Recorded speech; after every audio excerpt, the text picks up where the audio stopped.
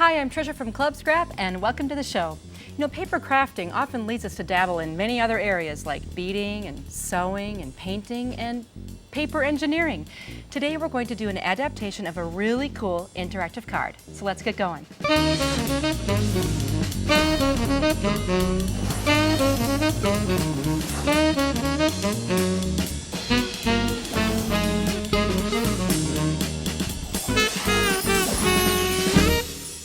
Let's take a look at that interactive scrapbooking page we're going to make. Right here it says pull, so let's do it and see what happens. Isn't that fun? A lot of people love this, but they have no idea how to make it. I'm going to take the mystery out of that. So let's get started with just a simple piece of 2 1/4 by 12-inch cardstock. And now what we're going to do is add a couple of score lines, and that will create the mechanism for that flip card. So for that, we're going to be using a Scor-it board. And this right here is a mini version. I love how cute and little it is because it's great for scrapping on the go.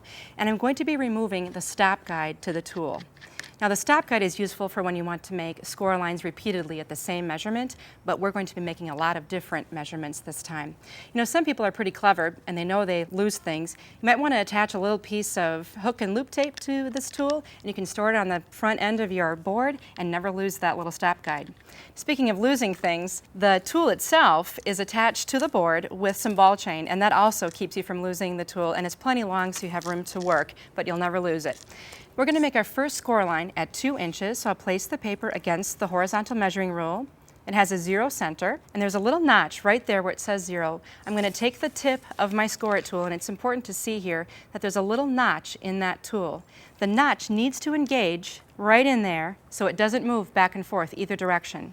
Apply some pressure here, and the amount of pressure depends on the thickness of the paper, and pull the tool back along this metal bar that's part of the Scor-it board here. And what that will do is create the perfectly straight score line we're looking for.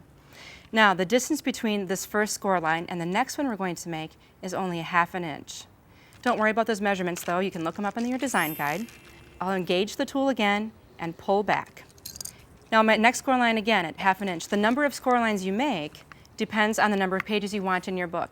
And you also might notice that I'm not flipping the paper every time I make a score line. You would do that if you were making an accordion book, but these folds all need to go the same direction, so this doesn't require that I flip the paper each time. All right, now I need 8, so 1, 2, 3, 4, 5, 6, 2 more score lines. And notice that my paper is extending beyond the edge of the Scor-it board on both sides. The way I'm getting that 1/2 inch measurement is by looking at my existing score line and then moving that visually. I'm lining up the score line with the first 1/2 inch mark right here. So just a little tip. You know that you can make lots of score lines no matter what the length of your paper. All right, I've got my 8 score lines. I'll set this board aside, and then what we want to do is break in those lines a little bit. So I'm just going to be folding on each one. And by doing that, my mechanism is really going to work easily, even the first time I try to use it. It'll get smoother and smoother the more you do it. Okay, now our mechanism is actually complete. The next thing we need to do is check out our pages, individual pages. These are 2 by 2 1/4, and I've got 8 of them because that's how many score lines I've made. And I need to attach them to the mechanism, and there's a way to go about doing that. I'm going to fold the mechanism over so that it's on the very first score line here, fold it in half. So my first page goes into this spot right here. So I'm just going to put some adhesive in this spot, and then I'll attach the page. Now I'm doing this vertically and centered so it extends beyond the edge on both sides, and do not put the page on top of the score line or this mechanism won't work as well. Next I need to apply some adhesive to each area here in between the score line. Do not put adhesive on the score line. And then I have my remaining pages, and notice too that I've inked the edges of my pages, and I think what that will do is add some definition around the perimeter of each page, and it will look a little bit better. Each time I'm attaching the page, I'm lining it up from side to side and not going into that score space. That's what keeps the mechanism free and able to function. Okay, now here's my last page. I'll just put it right on the edge here, trying to keep everything even along the outer edges as well. And now what I want to do is add a little caption of some kind to the opening on each one of these pages, and for that I'm going to use some JustRite stampers. These are actually pre-inked with black acid-free ink, and each one has a little quote on it, so I'm going to take one of these small expressions and just kind of develop a pattern for putting these little captions on each page. And when you use the stamps, you want to make sure that you keep your stamp upright push down and just bring it straight back up. That way you'll avoid any stray marks. So I'm doing one on the center, one on the left edge, and then one on the right edge, and then starting my pattern over again. Now these stampers are good for 5,000 impressions, so I'm thinking I'll get a lot of use out of them. Then I can just put them back in the box, add the lid, and now what we need to do is add some instructions for how to make all of this interactive piece work, and for that we're going to create a little pull tab. I'll use my little Scor-it board again, and I've got a 2-inch piece here that matches the width of my page, and I'm going to put it on the center. So I have a 1 inch on either side, and then I'll use my tool and gauge, pull back with some firm pressure, and now I have the perfect score line separating this into 2 halves.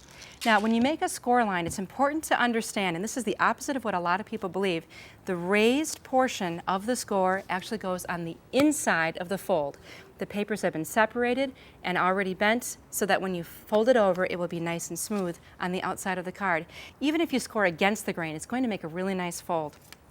Next, I'll take one of the ink pads, black archival ink, and I'll ink the outer edges just to add that same definition that I had on the other pages, add our continuity, and I'll even ink the fold as well.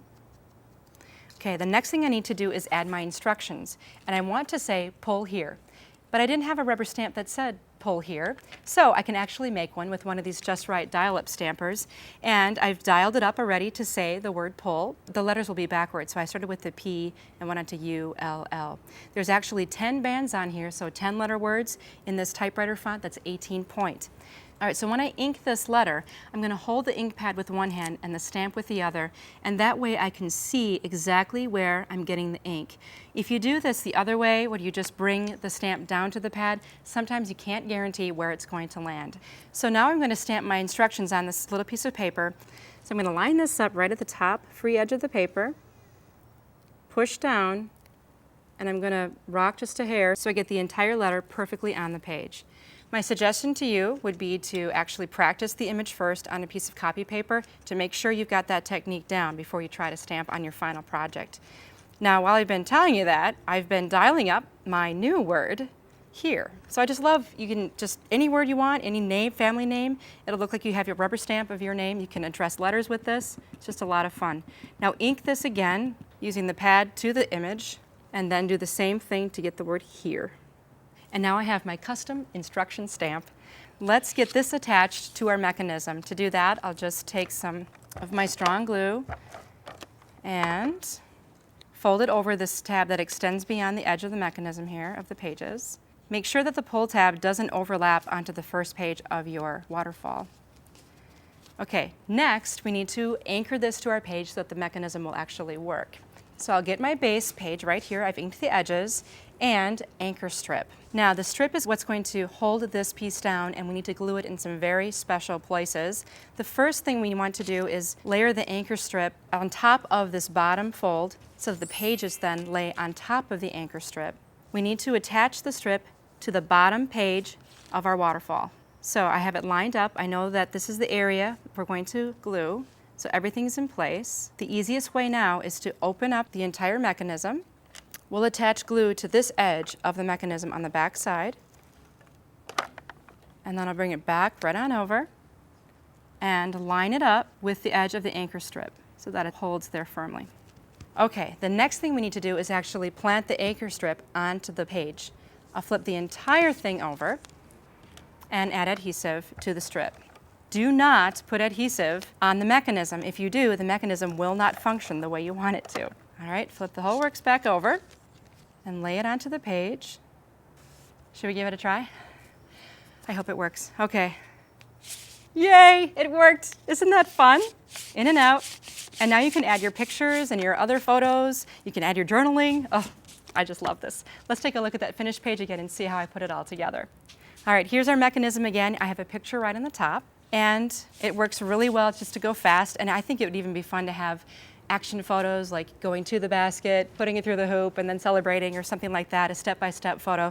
But here I just have pictures from a river cruise that we did in Virginia, and so I have naval base photos here, and then the journaling that goes along with each one. So you can very slowly open the page one at a time, flatten it out, add your picture and your journaling. and each one offers just memories from the trip, and that's why those word expressions really work well. Let's take a look at another variation of this same mechanism, but I've made a few changes and tweaks. I've made it a little bit larger, and I've made my separations between each score line a little bit wider. And again, that's why that Scor-it board is so nice, because I have such accuracy when I'm making this mechanism. And I've used some larger JustRite stamps to stamp on the reveal of each page. I love that look. Notice it's horizontal, the other one was vertical. And I've got this little pull tab. Read this.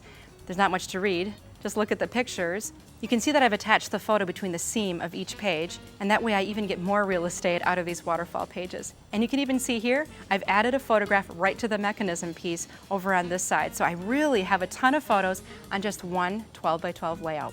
I hope you have a lot of fun creating your own waterfall pages, because your friends are gonna flip. I'll see you next time. For step-by-step instructions on how to create this week's project, download the design guide featuring special make-it-your-own bonus tips.